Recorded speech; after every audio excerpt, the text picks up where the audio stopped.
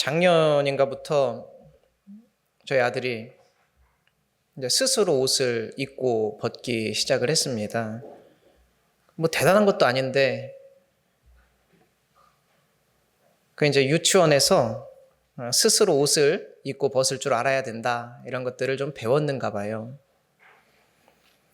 그래도 내복 같은 경우는 앞뒤가 좀 모호하다 보니까 제가 좀 도와주려고 했습니다마는 완강하게 거부를 합니다.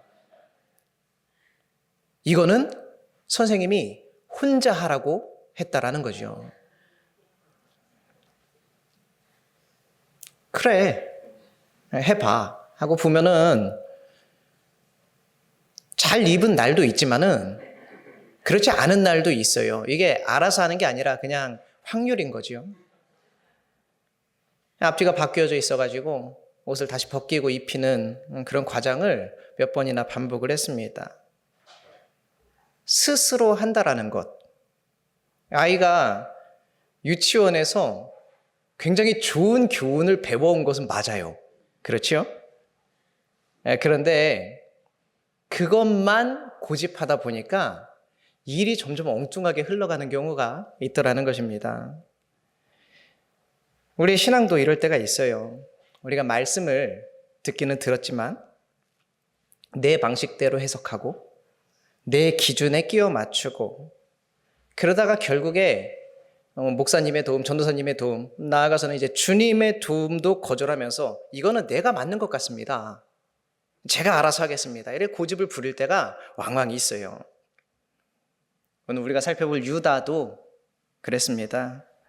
예수님의 말씀을 듣기는 들었지만은 예수의 기적을 지근거리에서 다 보기는 봤지만은 끝까지 자기 판단이 맞았다고 옳다고 그렇게 믿었습니다. 결국 그 길의 끝에는 무엇이 있었습니까? 후회와 눈물과 죽음이 있었다라는 것이지요. 배운 것도 그리고 우리가 들어서 알게 된 말씀도 사실은 주님 안에서 잘 적용을 해야 비로소 의미가 있는 것이고 비로소 생명이 되는 줄로 믿습니다. 오늘 우리가 이 말씀을 통해서 아무쪼록 주님 앞에 조금 더 겸손해질 수 있는 그런 시간과 은혜가 우리에게 있기를 바랍니다. 썩 유쾌한 주제는 아니지요. 유다의 배신. 이것을 얘기하는 것은 저에게도 꽤 많은 고민을 하게 하는 그런 주제입니다만은 그래도 우리가 특별히 사순절을 보내고 있고요. 유다와 같은 실수를 우리들도 똑같이 범하면은 안 되겠구나. 그러니 우리도 조심하자. 이러한 메시지를 함께 나눠 보려고 합니다. 유다는 똑똑한 사람이었어요. 아주 멍청한 사람이 아니었다라는 거예요. 나름대로 당대의 지식인이었죠. 그래서 그런지 세상에 대해서 조금은 냉소적이기도 했습니다. 세상의 정의를 부르짖었고요. 똑똑해서 그런가요? 때때로 이거 아니다 싶은 생각이 들면은 예수님이 하시는 일에조차도 끼어들어가지고 아니 예수님 그것은 아닌 것 같습니다 라고 얘기를 하는 그런 사람이었어요. 흔히 말하는 입 바른 사람 이라고 생각을 하면 우리가 조금 더 이해하기가 쉬울 것 같습니다. 그런데 무엇보다 우리가 유다의 특징이라고 하면 빼놓지 않고 등장하는 것이 바로 돈입니다. 돈. 돈에 대해서 굉장히 집착을 하는 그런 사람이었습니다.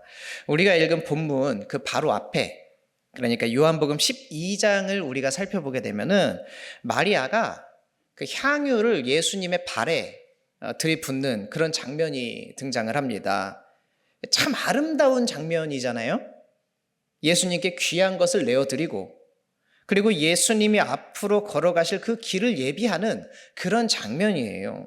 그런데 그때 유다는 그 모습을 보고 야, 이 장면이 참 아름답다. 이것이 참 귀하다. 이렇게 여기지 않았습니다. 마음속에 드는 생각은 뭐였냐면은 아니 300데나리온이나 되는 그 귀한 것을 우리 주변에 어려운 사람들이 얼마나 많은데 가난한 사람들에게 나눠주지 않고 그렇게 사용할 수가 있느냐 분개했습니다. 화가 났어요.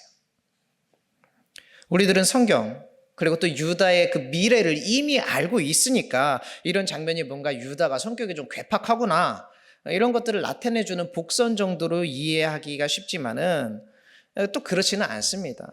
향유 그거 얼마인지 사실 우리 감도 잘 안 잡히잖아요. 뭔지도 잘 모르겠고. 그런데 이게 그때 이게 생각을 가만히 우리가 해보면 이해도 돼요. 그 나드라고 하는 굉장히 비싼 향유거든요. 작은 옥합, 그러니까 향수병 하나에 가득 들어있는 그 나드가 300데나리온이라고 했으니까 보통 사람의 1년 연봉치가 되는 겁니다. 2025년도 25세에서 34세까지의 직장인 평균 연봉이 한 4,500만 원 정도 된다고 합니다. 굉장히 비싸죠. 4,500만 원을 지금 들이부은 거예요. 그런데도 여러분 유다가 이상합니까? 이런 생각 우리들이라고 안 하겠어요? 어쩌면 우리도 유다와 생각이 크게 다르지 않은 그런 평범한 사람이지요. 달리 말하면 유다가 뭐 되게 나쁜 사람이 아니라는 거예요. 합리적이고 사리분별을 잘하는 사람이었던 거예요. 평범한, 우리하고 생각하는 게 크게 다르지 않은 그런 사람이었던 거예요. 그래서 마리아가 자신의 가장 귀한 것을 주님께 내어드리는 그 장면에서 유다가 비난을 한 것입니다. 귀한 것이 대충 한 20만 원이나 한 30만 원쯤? 통 크게 양보해도 한 100만 원이나 200만 원쯤 했으면은 그냥 넘어갈 수 있겠는데, 아니, 무려 몇 천만 원의 가치가 있으니까 유다도 할 말 한 거였지요. 그리고 그 할 말을 할 만 했었기요. 그런데 그 다음 구절을 보면은 요한은 또 이렇게 기록을 해놓고 있습니다. 이렇게 말하면 가난한 자들을 생각하는 것이 아니라 그가 도둑이라, 그리고 돈꾀를 맡고 있는 사람이라, 이런 말이 나옵니다. 실제로는 예수님의 공동체, 그곳에 돈꾀를 맡고 있으면서도 그것을 때때로는 훔치기도 했고 때때로는 유용하기도 했던 사람이었습니다. 입으로는 그냥 맨날 첫날 정의 이런 것들을 부르짖었지만은 뒤로는 그렇게 또 사적으로 유용을 했었지요. 근데 이 유다가 그렇다고 해서 그 돈을 흥청망청 자기 원하는 대로만 쓰지는 않았을 겁니다. 다만 자기의 뜻에 옳다고 생각되는 곳에 그 돈을 가져다가 썼다라는 거예요. 그 뜻이 무엇이냐면은 일단 유다는 자기가 생각하고 있는 예수, 메시아, 그리고 내가 실제로 옆에서 지켜본 메시아, 여기에 괴리가 좀 있었습니다. 자기는 어떤 케이스냐면은 정의를 위해서라면, 이 억압받는 민중을 위해서라면, 백성을 위해서라면 조금은 거칠더라도, 조금은 폭력적이더라도 그것이 더 좋은 세상을 만들 수만 있다면, 더 많은 사람들을 도울 수만 있다면 나는 기꺼이 그런 두려움을 무릅쓰고 싸울 준비가 되어 있는데, 그런데 우리 예수님을 보니까 너무나 무력한 거예요. 시간이 지나면 지날수록 유다는 예수님에 대한 실망감이 커져갔습니다. 처음에는 그렇지 않았지요. 그래서 따라갔거든요. 메시아라면은 로마의 압제에서 이스라엘을 해방시켜 줄 거라고 생각했습니다. 정치적 구원자로 믿었습니다. 뭘 보고 알았습니까? 아니, 고작 보리떡 5개, 물고기 2마리, 이것을 가지고 수많은 민중들의 배를 불리셨을 때, 그리고 죽은 사람을 덜컥덜컥 살려냈을 때, 그리고 수많은 군중들이 예수님을 따라다니면서 그 이름을 환호할 때에 이거면 됐다. 야, 진짜 잘만 하면은 예수님이랑 같이 세상을 뒤엎을 수도 있겠다, 이렇게 생각을 했었습니다. 그런데 예수님이 그 뒤에 하시는 발언들이 영 마음에 들지가 않습니다. 예수님은 뭐라고 합니까? 오히려 나는 죽을 것이다. 섬김과 희생이 우리에게 필요하다. 이런 말들을 하니 유다는 속이 문드러져 갔을 것입니다.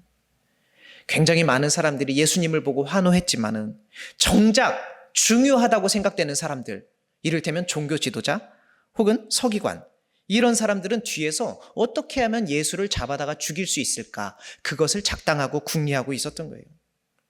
상황이 내가 생각했던 것대로 흘러가지 않을 때에 유다는 혼란스러워지기 시작했습니다. 그리고 이대로 가다가는 정말 죽도 밥도 안 되겠구나. 아무것도 이루어지지 않겠구나. 그런 생각이 마음속에 피어나기 시작을 했습니다. 그래서 유다는 예수님을 떠나야겠다고 생각했습니다.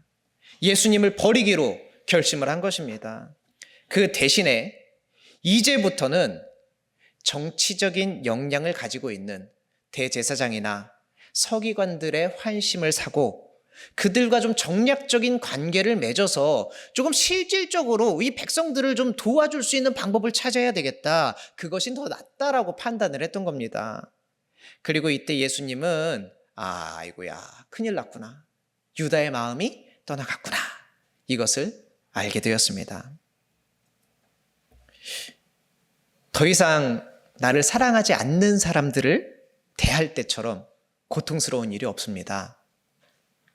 더 이상 나를 존경하지도 않는, 그리고 나를 더 이상 신뢰하지도 않고 사랑하지도 않는 그런 사람 앞에서 평상시와 똑같이 행동을 해야 될 때, 더 이상 나를 인정하지 않는 사람에게 그래도 나는 나의 도리를 해야지 그렇게 생각하고 행동할 때처럼 어색하고 긴장되는 그런 순간이 없습니다. 굉장히 불편하지요.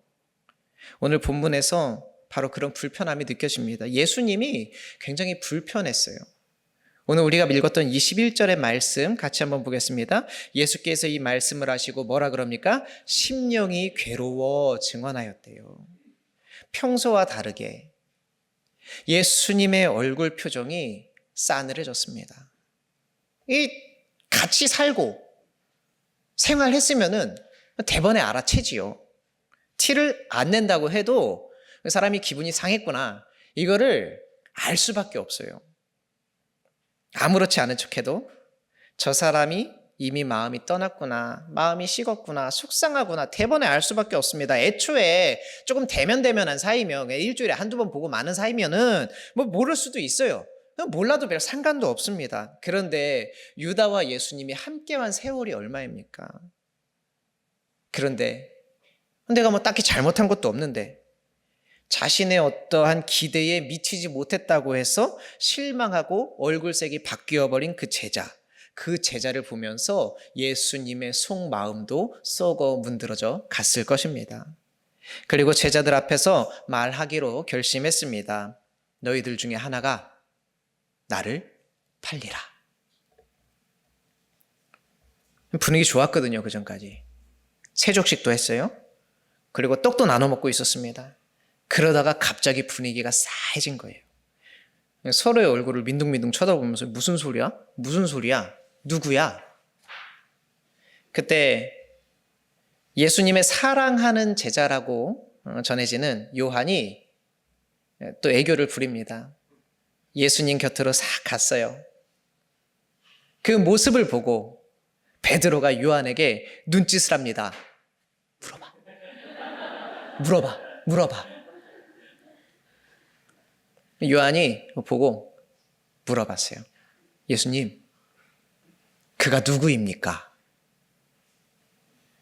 예수님이 대답했습니다. 내가 떡 한 조각을 적셔다 주는 자가 그니라. 그리고 그 떡을 어김없이 유다에게 예수님은 전해 주었습니다. 그리고 나서 바로 이어서 이렇게 말씀하셨지요. 네가 할 일을 어서 가서 하거라. 그런데 다른 제자들은 예수님이 갑자기 유다한테 야, 너 얼른 가서 네 할 일 하고 와.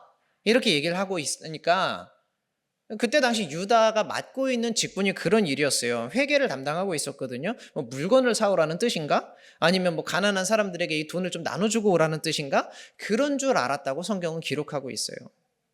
그런데 오늘 30절 말씀을 보면은 뭐라고 되어 있습니까? 유다가 그 조각을 받고 나가니 밤이러라. 대단히 문학적인 표현이지요. 유다가 마음이 결국 예수님과 끝내야 되겠다 이렇게 마음 먹고 돌아선 그때가 곧 밤이었다라는 거예요. 대단히 중의적인 표현입니다. 진짜로 밤이 된 것도 맞지만은 이제 유다의 마음속에도 깊은 밤이 찾아온 것을 성경은 우리에게 증언하고 있는 것입니다. 아주 깜깜한 밤, 빛이라고는 하나도 찾아볼 수 없는 그런 밤. 유다의 영혼에 햇빛이 사라진 바로 그 밤이 된 것입니다. 유다의 선택은 어쩌면은 우리가 보는 것 말고 본인 입장에서는 정의롭고 그것이 내가 계획하고 생각했던 것을 위해서는 최선이라고, 그리고 우리 공동체를 위해서도 이 방법이 맞다고 여겼을 겁니다. 최소한 자기가 이해하고 있는 선에서, 자기가 확신하고 있는 어떤 정의로운 세상, 그 바른 세상 안에서는 자기의 판단이 옳다고 생각했을 겁니다. 27절에 보면은 그런데 예수님의 떡을 받고 난 후에 사탄이 그 속에 들어갔다라고 기록이 되어 있습니다. 사탄이 들어갔으니 이제 어떻게 되겠습니까? 겉모습이 흉측한 괴물로 변했겠습니까? 그렇지 않지요. 갑자기 힘이 이렇게 세져가지고 무슨 영화 같은 거 보면은 귀신 들어오면 사람이 쇠사슬 끊고 이런 것처럼 그냥 평화를 다 깨트리고 사람들을 위협했습니까? 아니에요. 그런 모습은 아니었습니다. 뭐가 바뀌었냐면은 태도가 바뀌었어요. 태도가.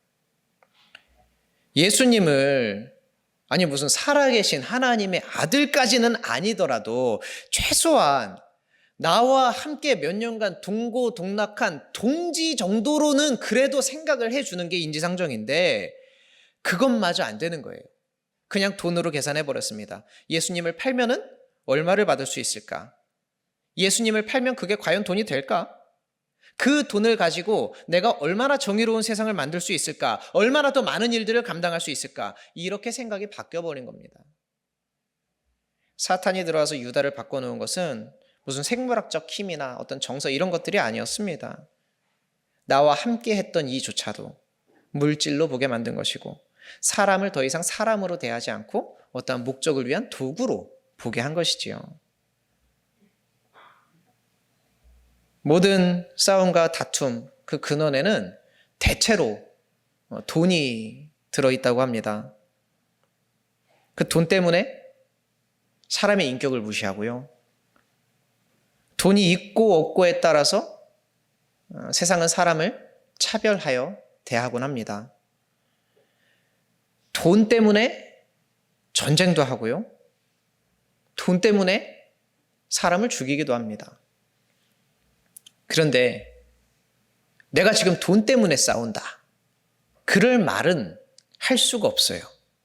명분도 좀 부족하고 수준도 좀 낮아 보이니까 그것까지 계산해서 돈 때문이 아니라 그럴싸한 명분을 내세워서 폭력을 휘두르고 차별을 행사합니다. 요즘에 어떤 세상입니까? 전쟁을 일으키는데도 그것이 평화가 목적이라고 얘기하면서 전쟁을 일으켜요.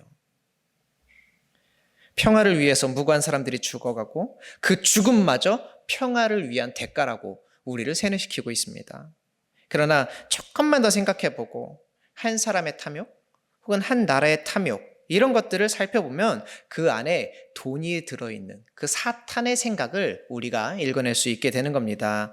여러분 오늘 유다를 이렇게 정리를 해봅니다. 유다는 자신의 생각과 다르니까 내 생각을 지키고 내가 꿈꿔왔던 그런 계획을 이루기 위해서 예수님도 가벼이 팔아버릴 수 있는 그런 사람이었습니다. 유다는 자신의 계획과 다르게 예수님의 계획이 진행이 될 때 그런 계획을 따르는 것이 불편했습니다. 나의 생각대로 예수님이 가졌으면 좋겠는데 예수님의 생각하고 내 생각하고 달라요. 그러면은 내가 불편한 게 아니라 예수님이 불편한 거예요. 이제 조금 더 깊이 들어가서 질문을 던져보겠습니다. 우리들은요, 내 생각과 하나님의 생각이 다를 때 내가 틀릴 수도 있겠구나. 이것이 쉽게 마음에 와 닿습니까?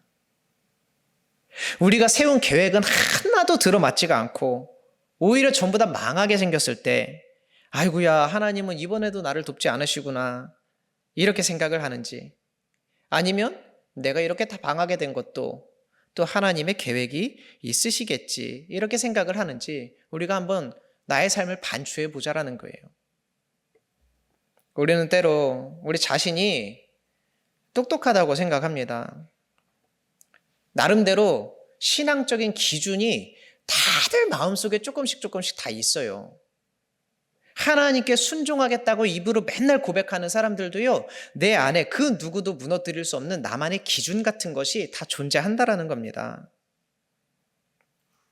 그러나 여러분, 개인의 신앙적인 기준이라고 하는 것은 우리가 신앙생활하는데 사실 그렇게 중요하지가 않습니다. 오히려 그런 기준이 나의 삶을 하나님께 온전히 드리지 못하는, 나의 인생 전체를 하나님께 온전히 바치지 못하게 하는 그런 장애물이 될 때가 훨씬 더 많기 때문입니다. 내가 생각하는 신앙, 그리고 내가 생각하는 신, 최소한 우리가 믿는 하나님은 내 생각, 그 범주 안에 갇혀 계시는 분이 아니라는 것이지요.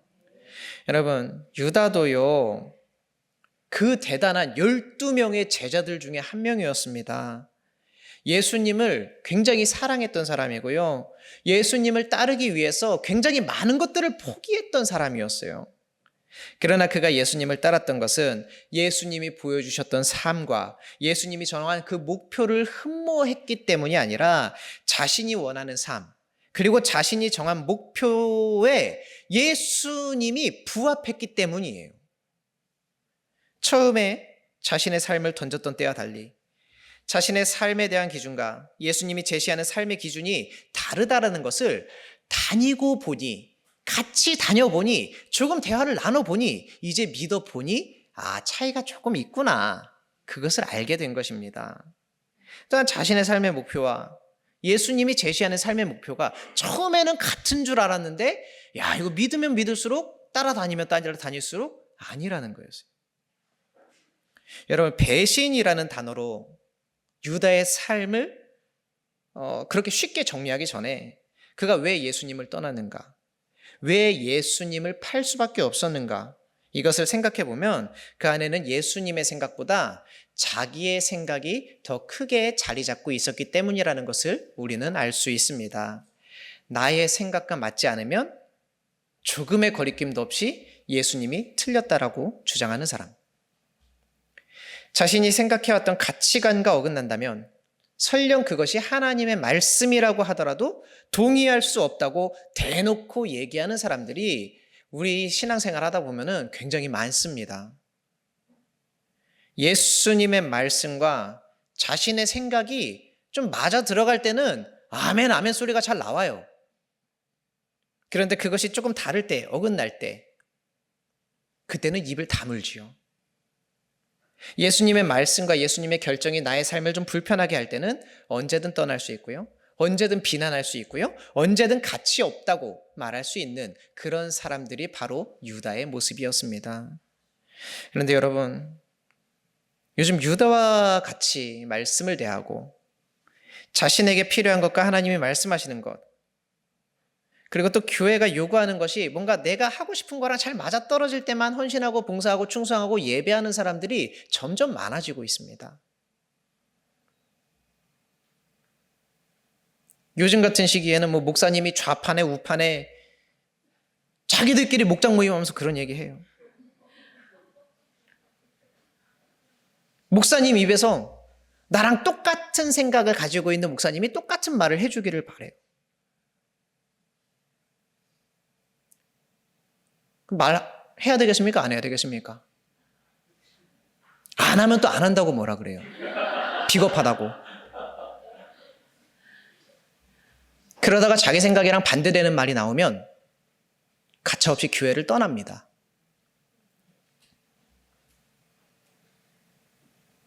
이게 유다의 모습이고 우리의 모습입니다. 그런데 그런 사람들을 교회가 많이 만들어내기도 했어요. 그런 사람들이 갑자기 바뀌어서 들어왔겠습니까? 다 교회에서 10년, 20년, 30년 신앙생활 한 사람들인데 어디서 배웠겠어요? 다 교회 안에서 배웠죠. 새벽 기도 시간에 하나님이 우리를 얼마나 사랑하시는지, 우리에게 얼마나 넘치게 부어주시는지, 이런 말씀으로 하루를 시작하는 게 너무너무 좋대요. 매일 새벽마다.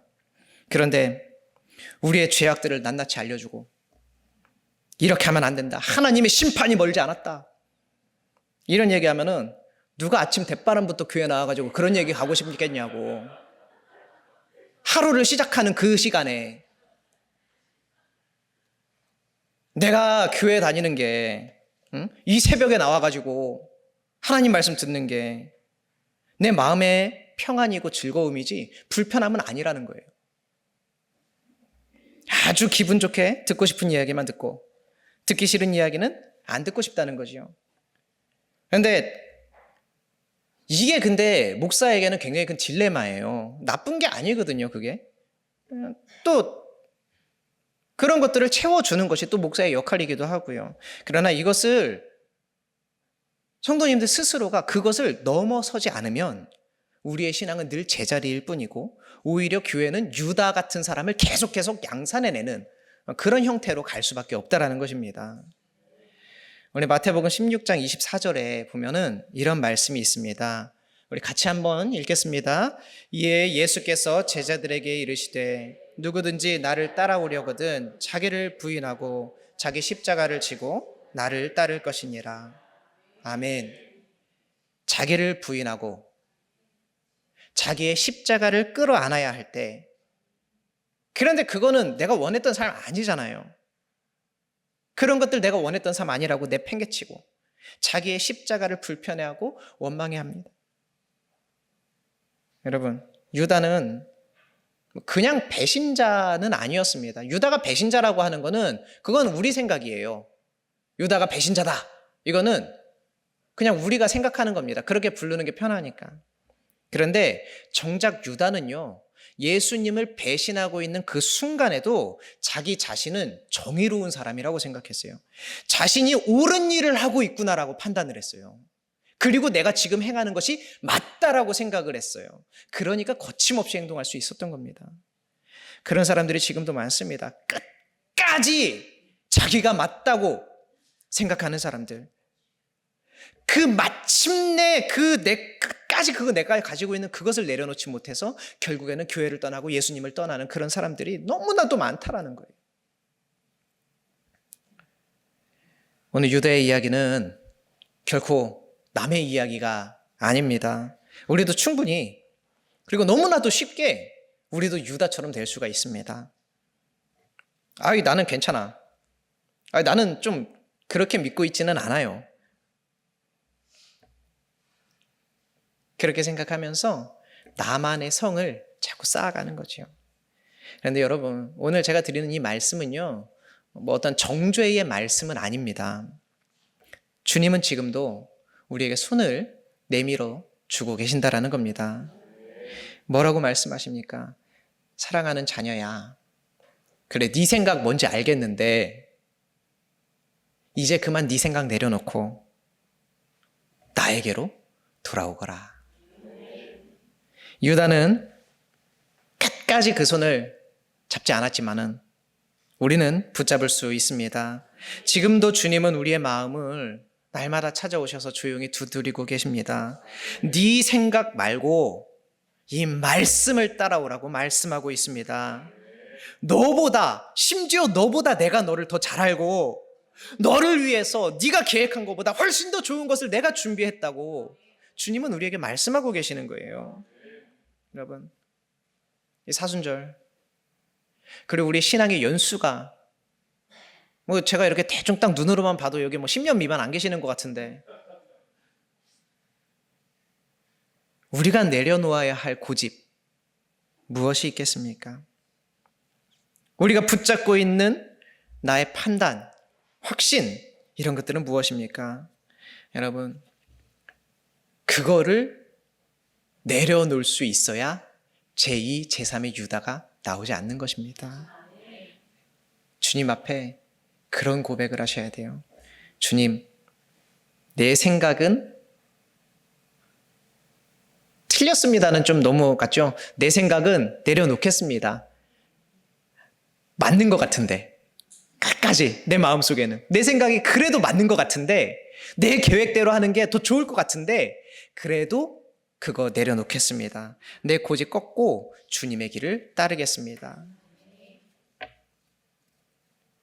옛날에 살았던 그 유다가 지금도 내 안에 살아있는데, 그 유다 내빼버리고 눈물로 주님 앞에 다시 돌아오겠습니다.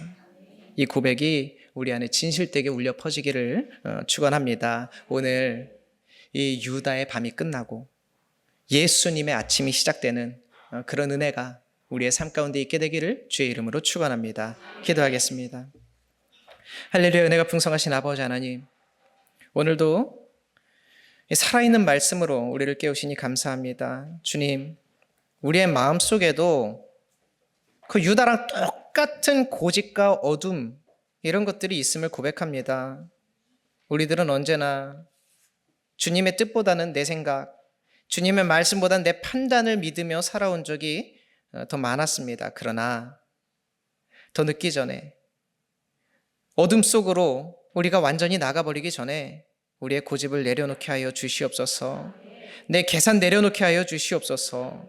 주님께로 돌아가서 회복할 수 있는 은혜를 우리 가운데도 허락하여 주시옵소서. 감사드리며 예수님의 이름으로 기도드립니다. 아멘.